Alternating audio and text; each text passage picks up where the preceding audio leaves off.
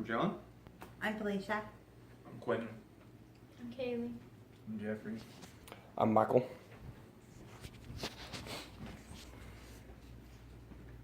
So the other day, I was off work and I was scrolling through Netflix looking for interesting movies to watch, and I stumbled across a documentary that was about the opioid crisis that West Virginia is facing. After watching this documentary, it really hit home for me because I am from a small town, Drumright, Oklahoma, where the drug issues are extreme. Kids start using drugs in high school, and they can't get off of them. At one point, when I was in high school, my sophomore year, one of the kids I went to school with passed away from a methadone overdose. And I also have several classmates that have been in and out of prison now because of their addictions to drugs and the repercussions of their actions due to their addictions. So further digging into the issue, I decided to find out where does it start, how widespread is the issue, and what can we do as citizens to help. Where it starts, it can be in maybe high school, middle school, or even at the doctor's office. For teenagers that may start using or abusing drugs is, going to their parents' medicine cabinet because it's readily available to them. They can go ahead, grab the pills, it makes them feel good, and they just become addicted and they can't get away from them. And according to drugabuse.gov, prescription opioids are medications that are chemically similar to endorphins, opioids that our body makes naturally to relieve pain, and are similar to the illegal drug heroin. So because you can just go to a doctor's office, it's easy to get them. And once you're hooked, these drugs are so strong and they hook onto your brain so much that you just can't get away from them. And according to High Times Magazine, this more solidifies my point that they say that availability of these kinds of drugs has increased, and people are simply under the impression that they are safe because they're prescribed by a doctor. Let's say a kid gets injured in a football game and he hurts his legs or his back, and so he goes to the doctor and starts getting prescribed these pills. Well, after a while they stop working, and then they move to something of a higher strength, and then they end up being addicted and they can't get away from these pills, and they end up not being able to live productive lives because of their addictions. And this isn't just a centralized location in West Virginia or Oklahoma, it's all over the United States and the world today.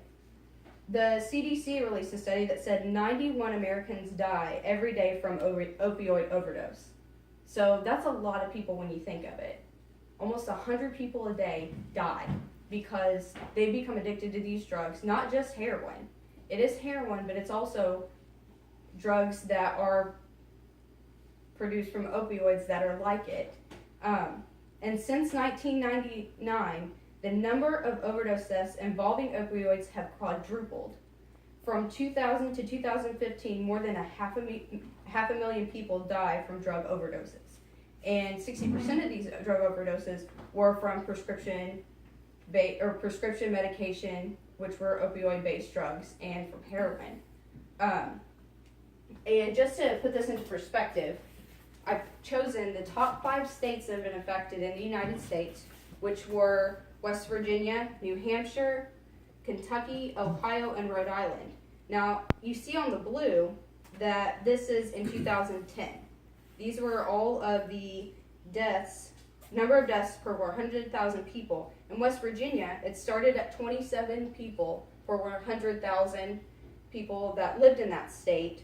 And just within 5 years, it's increased to 43 people. That's a lot. That's almost double the size of people dying because of these drugs. And, how are we going to fix this? How are we as United States citizens going to help our nation become better and not fall to drug addiction? we can find alternatives to opioids for pain relief, like medical marijuana. Now, it's not currently legal in the U.S., and there's not a whole lot of studies that provide basis on how well they help relieve pain. But in an article by WebMD entitled "Pain Management," they say that although a Dr. Ware produced a study based on pain management with the use of medical marijuana, and it says although this study focused on the safety of medical marijuana, Ware reported that participants also appeared to experience some pain relief through their use of the drug. Now, if there is a safer alternative, now this study was based on safety. It's not based on anything else other than how safe is this drug. If it's safe and it also helps with pain relief, why not use it over something that we know is killing people? And then there's another option that we could use to fix this issue. Hold pharmaceutical companies accountable for this.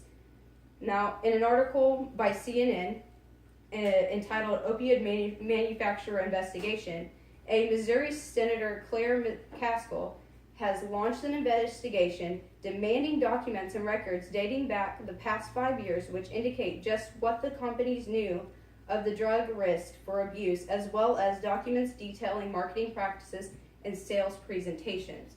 This means that these pharmaceutical companies, before they started selling a lot of them, they knew that people were going to become addicted to these drugs. And they didn't care. All they cared about was a dollar sign. So we as American citizens, we have to take this into our own hands. We need to find out where addiction starts, how widespread the issue is, so we can actually get a scope of how hard we have to work to fix the issue. And we've got to hold people accountable and find different resources to fix the issue. Thank you.